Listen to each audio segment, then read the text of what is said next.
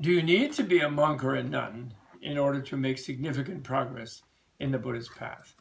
And here, of course, different people have different opinions.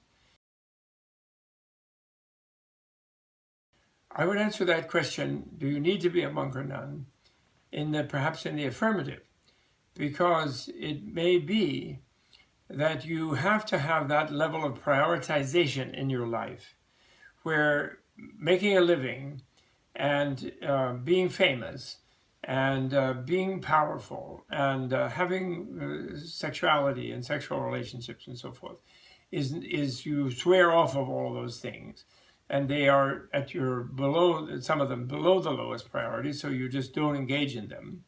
And you have to, of course, be in a society where people will support your life, feed you, meaning, and allow you shelter and allow you freedom from social duties in order to be able to do that, because committing suicide is not an option for attaining enlightenment, or going and living and starving yourself to death in a cave. That's not the way you can attain enlightenment. It takes too long and too lengthy a process, even for the brightest human being. And so you need to have that level of prioritization even if you are not a formal monk or nun, and where you've really become determined this is the high priority of your life. I'm going to develop my compassion. I'm not going to give in to my anger and my lust and my greed and my envy and my pride, and I'm not going to be sunk in depression and delusion to the sort of life and death level. No way.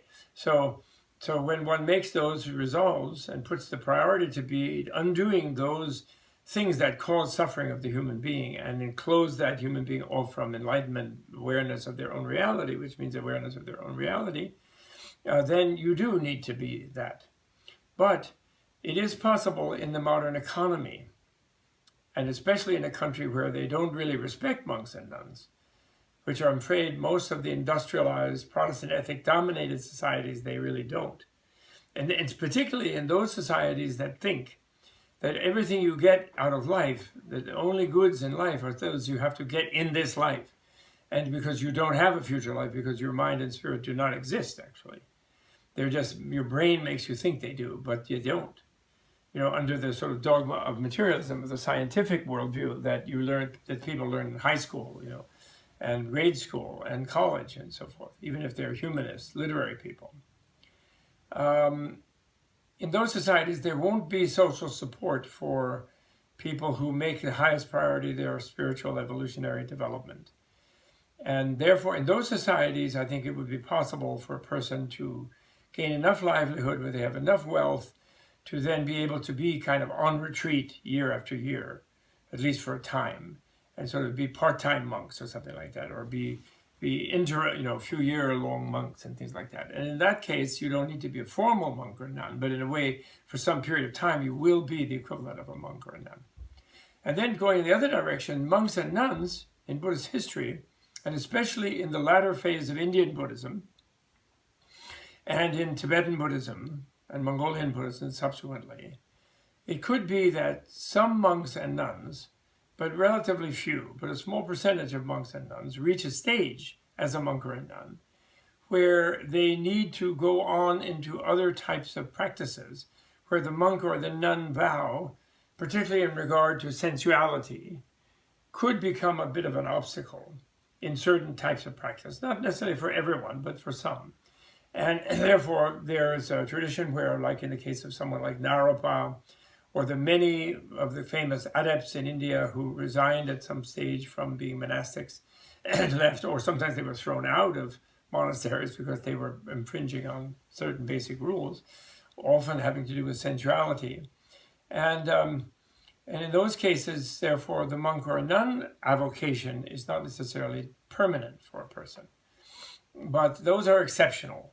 And they're very carefully noted in the tradition as exceptional, because otherwise, young people in adolescence or in their 20s, when they're sexually very vibrant and vital, would think it's absolutely essential I can often have a girlfriend or a boyfriend. And I can still be focusing highest on my spiritual practice. And although I have this boyfriend or girlfriend, I'll be doing high-level spiritual practice with them. Well, So then they will all leave the monk and the nunhood. So those people who are not yet really at that stage. And there's a definition of what that stage is. They already have had some kind of a visceral level, maybe not total, but some viscerality of their level of understanding of selflessness or emptiness or identitylessness or realitylessness, all of the terms that you have for that.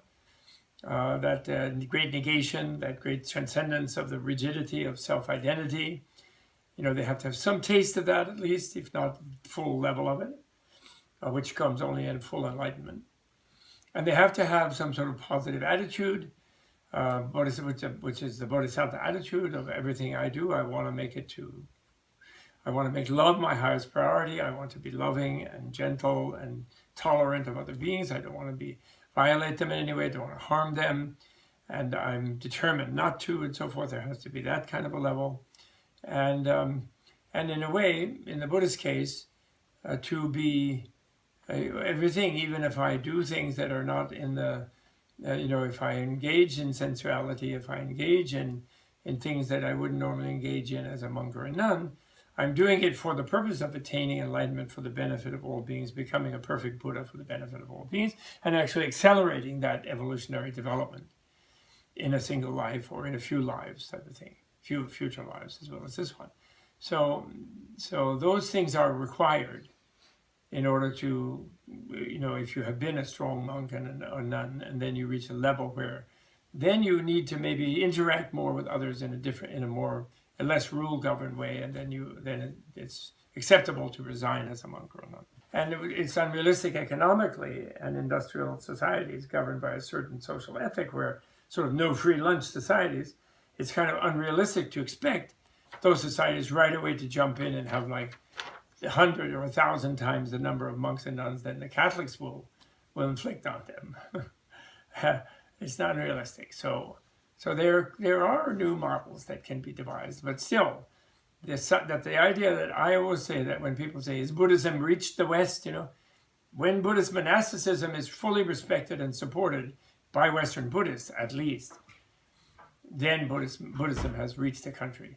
If it's not supported by Buddhists, even by Buddhists, then I would say Buddhism is not really here. But Buddhist ideas and Buddhist practices, but Buddhism isn't there until you have true respect for what the avocation of the monk and the nun, the celibate bhikshu, which really you say male and female mendicant, bhikshu and bhikshuni, that is people who need the free lunch and who expect it and who receive it from a grateful population that they are putting their efforts so strongly and they're prioritizing so greatly their personal development for the sake of everyone, which is a real thing. That motivate, even though they may be withdrawn in a cave, but the fact that they're doing it for everyone, their ultimate goal is to be a Buddha for everyone, which is the Bodhisattva way, is important. It's not just a verbal thing to excuse hiding in a cave, not at all.